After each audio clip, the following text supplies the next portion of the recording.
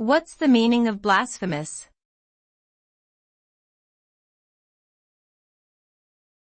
Blasphemous.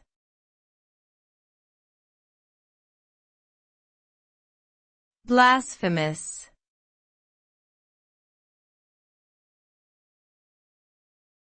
Blasphemous.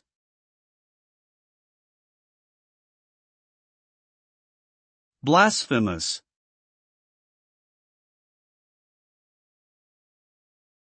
The word blasphemous is used to describe any words or actions that show disrespect or contempt towards a deity, religion, or something considered sacred. The term is often associated with religious contexts, but it can also refer to any behavior or speech that goes against widely held beliefs or values.